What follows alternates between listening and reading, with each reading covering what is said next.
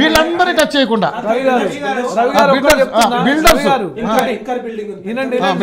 చెప్తున్నా మీరన్న ఇప్పుడు అంశం కేటీఆర్ జన్మడి ఫామ్ హౌస్ ఒకే క్వశ్చన్ పూర్తి చేయండి. వీళ్ళందరూ వస్తున్నారు కదా, ఆయన చక్కని మాట చెప్పారు. హైడ్రా ఓకే సార్, హైడ్రాలో భాగమే కదా సార్ ఇదంతా కూడా. సార్ హైడ్రా పేరుతో జరుగుతున్నాయి సార్ ఇవన్నీ. అంటే 2 months బ్యాక్ జరిగిన అంశాలు మనందరికి తెలుసు. 2 months బ్యాక్ నిజంగా మీరు నిజంగా నిష్పక్షపాతంగా మీరు చెయ్యాలనుకుంటే ఆయన చక్కటి మాట అన్నారు సార్. పెద్దోళ్ళు మీరు కొడితే పేదోళ్ళు ఎవరు మాట్లాడారు సార్, అమ్మ పెద్దోళ్ళు కొట్టారు మనం ఎంత అనుకుంటారు. కూడా పెద్దోళ్ళే మొత్తం పెద్దోళ్ళే ఉన్నారు. మీరు చెప్పగలిగారా? దీని వెనక వీళ్ళు ఉన్నారు, దీని వెనక వీళ్ళు ఉన్నారు మీరు చెప్పగలిగారా? మధ్య తరగతి కుటుంబాలకి లోన్లు కూడా బిల్డర్ ఏర్పాటు చేసి ఇచ్చే వాళ్ళు ఉన్నారు. బ్యాంకు లోన్ ఇవ్వకుండా. ఇంకొకటి అండి, ఒకటి అన్నగారు పట్టాగన్న, ఇప్పుడు ఇవాళ మూసీ నది పరివాహక ప్రాంతంలో జరుగుతున్నటువంటి దాని వెనకాల పెద్దోడు ఎవరు లేరు, ఏదో చోట మోట లేరు, కార్పొరేటర్ గల్లీ లీడర్ ఉంటుంది తప్ప దానికి కూడా అది కట్టుకో నేను నీకు ఏది రెంట్ వసూలు చేసుకుంటా అనేటువంటి కాదు. అది వాళ్ళ జీవన సరళి వాళ్ళని నడిపించుకోవడం కోసం డే టు డే లైఫ్. ఇప్పుడు నిజంగా ఇందాక రెంట్లకి ఇచ్చుకుంటున్నారు సార్, ఎవరు ఆధారం లేని వాళ్ళు రవి గారు కట్టుకున్నప్పుడు రెంట్లకి ఇచ్చుకుంటారు కామన్ గా. నేను చెప్తా విషయం. ఇప్పుడు సోదరుడు అన్న మాట కానీ, పిజే రెడ్డి గారు అన్న మాట కానీ, అన్న పశుపతి అన్న గారు కూడా ఒక్క విషయం మాత్రం మీరు కూడా గ్రహించాలి. మనం ఒక ఇంటలెక్చువల్ మూమెంట్లో ఉన్నప్పుడు హైడ్రాన్ని ఆస్వాదించాల్సిందే, మూసీ ప్రక్షాళనని ఆహ్వానించాల్సిందే. ఈ రెండింటిని కూడా ఎక్కడో ఒక దగ్గర అభివృద్ధి, హైదరాబాద్ అభివృద్ధి అనేది స్టార్ట్ కావాలంటే ఇప్పుడు మీరు చెప్తున్న 50 ఇండ్లు లేవు. ఇది ప్రజానికం ఎంతో పెద్ద ఎత్తున పెరిగిపోయింది హైదరాబాద్ సిటీలో. ఇవన్నీ ఓకే సార్,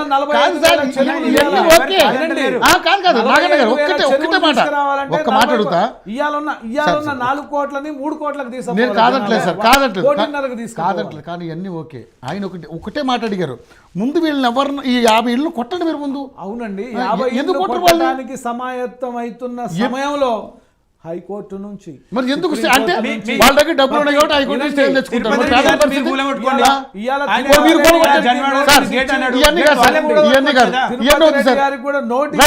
మీరు మంచి పాయింట్ గుర్తు చేశారు. నాగన్ గారు ఆయన ఒక మంచి పాయింట్ గుర్తు చేశారు. గవర్నమెంట్ కోలాల్సిన పరిస్థితి మీరే కోలుకొట్టండి. అవునండి, చరిత్రలో నిలిచిపోతారు కదా సార్ మీరు. మీ వాళ్ళందరూ చరిత్రలో నిలిచిపోతారు. ఎమ్మెల్యే ఉన్నాడు ఎవరు, కాటిపల్లి వెంకటరమణారెడ్డి గారు. ఆయన గవర్నమెంట్ సంబంధం ఆయన పూజ చేసుకున్నాడు ఇల్లు రోడ్డు మీద ఉందని ఆయన పూజ చేసుకున్నారు. దగ్గర కోలుకొట్టించారు సార్. మీరు అలా ఎవరైనా ఉన్నారా నిష్పక్షపాతంగా నిస్వార్థంగా ఉన్న నాయకుడు ఉన్నారు మీ దాంట్లో? అందులో భాగంగానే కూల్చటం జరిగినది. ఎక్కడ కానీ హైకోర్టు గౌరవించాలి కాబట్టి ప్రభుత్వం ఒక అడుగు వెనకకేసి మీరు కూల్చేసుకోండి సార్. వినండి, హైకోర్టుని గౌరవించాలి. మనకేంటంటే ఒక్కొక్క వ్యవస్థకి ఒక్కొక్క లింక్ ఉన్నది ఇక్కడ. వాటిని గౌరవించాలి. ఆ గౌరవంలో భాగంగానే కొన్నిటికి టైం ఇవ్వటం పిల్లలతో వీళ్ళతోనో. ఇప్పుడు తిరుపతి రెడ్డి గారికి 4 రోజులు నోటీస్ ఇచ్చి టీఆర్ఎస్ నాయకులకు మాత్రం మాట్లాడే హక్కు లేదు. ఎందుకంటే ఈ 10 ఏళ్లలో ఖచ్చితంగా పర్మిషన్లు బీఆర్ఎస్ నాయకులు మొత్తం కేసీఆర్ ఇచ్చారు.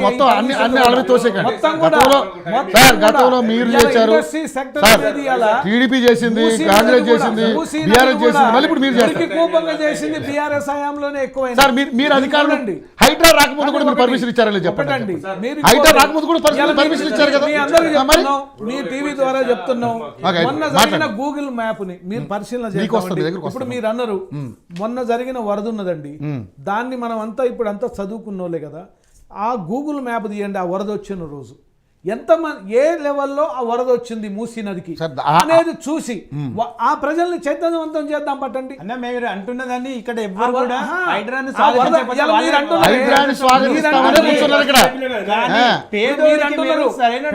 పేదవాళ్ళకి ఖచ్చితంగా ఈ సర్వే చేసింది కానీ మార్కింగ్ చేసేది కానీ పేదవాళ్ళకి నిర్వాసితులు కాకుండా ఇండ్లు ఇచ్చి వాళ్ళకి 15 రోజుల టైం ఇచ్చి ఆ విధంగా చేస్తున్నది ఇవాళ మూసి ప్రక్షాళనలో కానీ- ఈ రోజే సాయంత్రం మార్కౌట్ చేసి పొద్దున్నే కూల్చట్లేదు, ఎక్కడన్నా కూల్చట్లేదు. ఇప్పుడు భయపడిపోతున్నారు సార్ ప్రజలు. అంటే ప్రజలు ప్యానిక్ అయిపోతున్నారు సార్. హార్ట్ అటాక్ లో చచ్చిపోతున్నారు సార్. హార్ట్ అటాక్ లో చచ్చిపోతున్నారు. గూగుల్ మ్యాప్ లో ఆ వరద వచ్చిందో ఏ లెవెల్ వచ్చిందో ఆ ఇంట్లో ప్రజలకు చూపిద్దామండి. ఇలా బీజేపీ నాయకులు ఇలా ఈటెల రాజేందర్ గారు వీళ్ళందరూ పోయి ధర్నాలు చేస్తున్నారు. మీరు తీయండి, గూగుల్ మ్యాప్ తీయండి, ఏ ఇండ్ల వరకు నీళ్ళు వచ్చినాయి మూసిలో, ఎక్కడి వరకు ఏ మొత్తాల వరకు. కానీ ఈటెల రాజేందర్ గారు ఏరియాలో అసలు ఎక్కడ కూడా ఎంత పెద్ద వరద వచ్చినా కూడా ఇంత రోడ్డు మీద నీరు చుక్క కూడా రాదండి సార్. అంటే స్థానిక ప్రజలు చెప్తున్నారు, అక్కడ ఉన్న నాయకులు చెప్తున్నారు. మూసి నది ఎంత వరకు వరద వచ్చి మొన్న ఆగిపోయింది, ఎన్నిళ్ళ వరకు, ఏ లెవెల్ వరకు వచ్చిందో తీయవనండి. ఆ లెవెల్ వరకు కొట్టియండి, ఇదే చైతన్యం చేయండి ప్రజల్లో. సరే సార్, ఓకే సార్, మీరు కొట్టేస్తారు ఎలాగా, అందులో డౌట్ లేదు. కానీ ఒక మాట, ఇప్పుడు నిజంగానే మరి వాళ్ళు అంత ఖర్చు పెట్టి కట్టుకుంటున్నారు, వాళ్ళు సెంటిమెంట్, ఇల్లు అంటే ప్రతి ఒక్కరికి సెంటిమెంట్. ఏం చేస్తారు, వాళ్ళకి ఏం న్యాయం చేస్తారు? మూసి పరివాహక ప్రాంతంలో ఉన్న పేదలందరికీ కూడా నిర్వాసితులు కాకుండా వారి కోసం ఇండ్లు రెడీ ఉన్నవి. ఏంటి డబుల్ బెడ్రూమ్ ఇండ్లు సార్? డబుల్ బెడ్రూమ్ కాదు సార్, డబుల్ బెడ్రూమ్ ఇండ్లు ఇస్తా అంటేనేమో డబుల్ బెడ్రూమ్ ఇల్లు ఎవరి కోసం కట్టారు సార్? ఎవరి కోసం? నిర్వాసితుల కోసం కట్టారు. పేదల కోసం. మరి ఏ పేదల కోసం కట్టారు సార్ మీరు? బిలో పావర్టీ ఇది చాలా అన్యాయం సార్, ఇది నిజంగా. బిలో పావర్టీ లైన్ లో ఏ పేదలు మీరు ఇల్లు కోరగొట్టిన వాళ్ళ కోసం కట్టించిన ఇల్లు అవి డబుల్ బెడ్రూమ్ ఇల్లు? డబుల్ బెడ్రూమ్ ఇల్లు ఎవరి కోసం, ఏ ప్రాంతానికి కట్టించారు ఉన్నాయి? ఇలా బిలో పావర్టీ లైన్ లో ఉన్న వాళ్ళ ఆదాయం చూడండి. మనం బిలో పావర్టీ లైన్ అంటే ఏ ఆదాయం చూపిస్తున్నాం? మనం సిటీలో చూడండి ఎంత చూపిస్తున్నాం. బిలో పావర్టీ లైన్ అంటే 5 లక్షలు చూపిస్తున్నాం నా సంవత్సర ఆదాయం. ఇలా 30 లక్షల ఇల్లు ఇస్తున్నారు మీకు. ఇప్పుడు పేదవాళ్ళకి న్యాయం చేయాలంటే పేదవాళ్ళు ఎవరు డబుల్ బెడ్రూమ్ ఇల్లు వద్దంటున్నారు సార్? నెక్స్ట్ ఆల్టర్నేటివ్ ఏంటి మీ ప్రభుత్వం చేసేది? మీరు డబుల్ బెడ్రూమ్ ఇల్లు లేదు వద్దంటున్నారు, అంటే ఏం చేయాలి మీకు చెప్పండి? మరి కాంపెన్సేషన్ ఏంటంటే పేదవాళ్ళు అంటున్నారు కదా, మీ కోట్లు ఎక్కడి నుంచి వస్తాయి? కోట్లు కాదు సార్, పేదవాళ్ళు ఇప్పుడు ఇందాక ఆయన అన్నట్టుగా ఏదో గుడిసెలేసుకున్న వాళ్ళు అది పక్కన కదా. మరి గవర్నమెంట్ కాదు సార్, వాళ్ళ దగ్గర నుంచి అన్ని ముక్కుపిండి వసూలు చేస్తున్నారు కదా, వాటర్ బిల్లు కానీ అన్ని వసూలు చేస్తున్నారు కదా. మరి వాళ్ళు ఇల్లు కోరుకుంటే న్యాయం చేయాలంటే ఎలా కుదురుతుందా సార్? ఒక్కటండి, ఎవరైతే పేదవాడు బిలో పావర్టీ లైన్ లో ఉన్న ఎవరైతే ఉన్నారో మూసి పరివాహక ప్రాంతంలో 30 మీటర్ల లోపులో వాళ్ళని గుర్తించే పరిస్థితే పని నడుస్తుంది.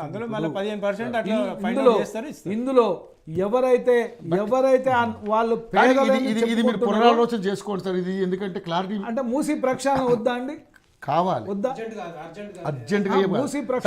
మన దగ్గర డబ్బే లేదు, ఎక్కడ చేస్తారు సార్?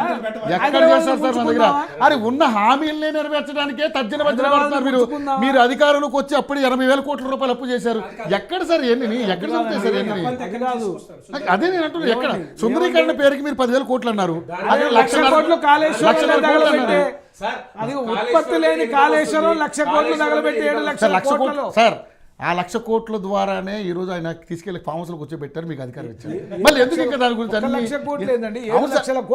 ఎన్నైనా కానీ సార్, అందుకనే తెలంగాణ రాష్ట్రం ఇచ్చేటప్పుడు 18,000 కోట్ల మిగులు బడ్జెట్ ఇస్తే, అవును సార్ కరెక్ట్, 10 ఏళ్లలో 7,00,000 కోట్ల మరి అధికారం కోల్పోయారు. ఏ ఆదాయం చూపించారు? అధికారం కోల్పోయే కదా మీకు ఇచ్చారు, మీరు చేస్తారని. ఏ ఆదాయం చూపించారు రాష్ట్రానికి? ఏ ఉత్పత్తి ద్వారా ఆదాయం? మరి మీరే ఆదాయం చూపిస్తున్నారు చెప్పండి. ఇప్పుడు దానికోసం హైడ్రా కూల్చివేతల ద్వారా దానికోసమే ఆ రోజున్న ఆర్టీసీని గాడిలో పెట్టిరు. ఆ రోజున్న ఆర్టీసీ నష్టాల్లో ఉన్నదాన్ని ఇలా గాడిలో పెట్టడం అవుతుంది. ఆ రోజు రైతుల అప్పుల్లో ఉంటే ఇలా రైతులకు రుణమాఫీ చేయడం అవుతుంది. ఏమన్నా 2 లక్షల రుణమాఫీ ఇవాళ 18 లక్షల మంది రైతులకు అయినది. ఇప్పటికీ 22 లక్షల మంది ఉన్నారు మాఫీ అయిన. 31,000 కోట్లు 18,000 కోట్లు చేశారు. 22 లక్షల మంది రైతులకు సమాధానం లేదు. అంటే 22 లక్షల మంది రైతులు కాదా తెలంగాణలో రైతులకి? సార్ 18 మాట్లాడుతున్నారు వాళ్ళే, కానీ మీరు 31 అన్నారుగా, ఇంకా కర్మ మిగతా వాళ్ళు ఏంటి పరిస్థితి? టెక్నికల్ ప్రాబ్లమ్స్ వల్ల. సరే సార్, ఫైనల్ గా ఏం చెప్పాలనుకుంటున్నారు మీరు? ఫైనల్ గా ఒకటే అండి, మీ ద్వారా యోయో టీవీ ప్రేక్షకులకి, కాంగ్రెస్ ప్రభుత్వం రేవంత్ రెడ్డి గారి నేతృత్వంలో మా రాహుల్ గాంధీ గారు ఏదైతే ఆలోచన ఈ హైదరాబాద్లో ఉన్నటువంటి ఈ యొక్క మూసి పరివాహక ప్రాంతాలు కానీ మునకకు గురైతున్న ప్రాంతాలను కానీ ఈ హైదరాబాద్ సిటీలో అలాంటి పరిస్థితులు రాకుండా కాంగ్రెస్ ప్రభుత్వం నిష్పక్షపాతంగా పేదలకి ఎట్లా న్యాయం చేస్తూనే సైమల్టేనియస్గా ఈ యొక్క ప్రభుత్వం పేదల కోసం అండ్ హైదరాబాద్ అభివృద్ధి కోసం పనిచేయటానికే మూసి ప్రక్షాళన చేపట్టింది. ఎవరు కూడా పేదలు ఆందోళన చెందవద్దు.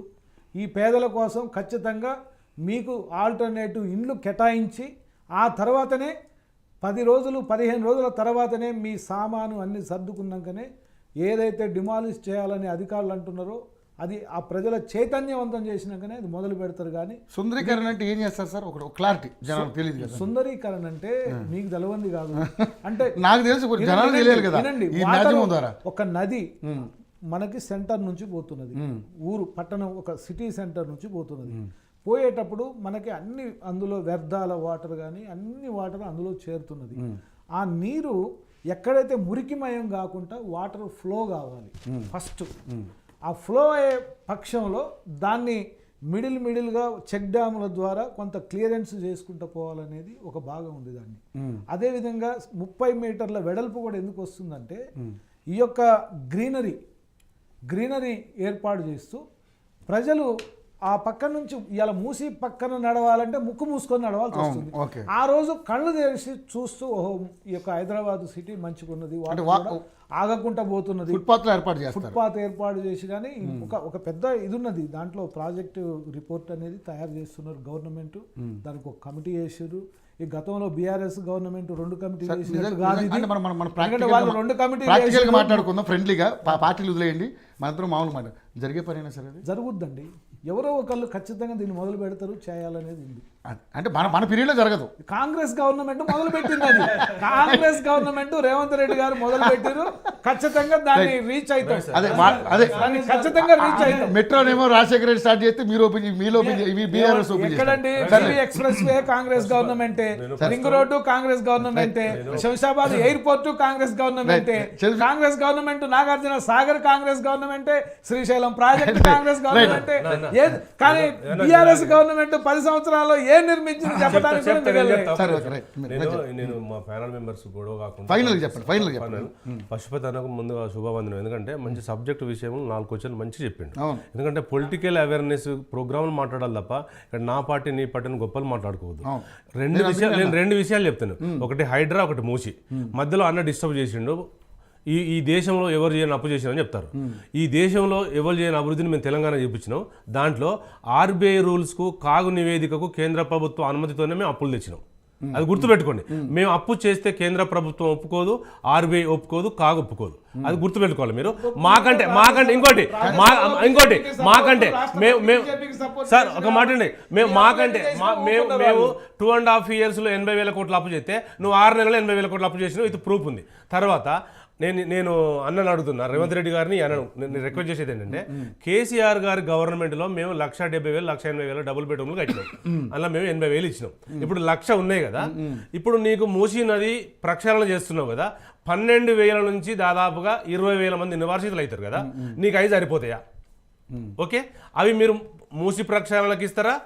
హైడ్రాల కొలగొడుతారు కదా. ఇప్పటికీ దాదాపుగా 11 లక్షల మంది నిరాశ్రులు అయ్యారు, ఇల్లు లేని వాళ్ళు అయ్యారు. ఆ 11 లక్షల మందికి 1,00,000 ఇస్తారా? హైడ్రాల కూలగొట్టిన వాళ్ళకి ఇస్తారా? మూసి ప్రక్షాళనకి ఇస్తారా? సార్ సమాధానం చెప్పాలి. తర్వాత ఇంకొకటి అన్న, తర్వాత రేవంత్ రెడ్డి గారి అన్న అన్న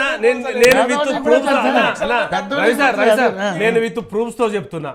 మీరు ఏ మున్సిపాలల్లా ఎక్కడెక్కడ కూలగొట్టిండ్రు? ఇప్పటికీ 11 లక్షల మంది నిర్వాసితులు హైడ్రా ద్వారా అయ్యారు. మీ దగ్గర ప్రూఫ్స్ ఉన్నాయా? మీకు ఇచ్చిపోతా మీకు ఇచ్చిపోతా.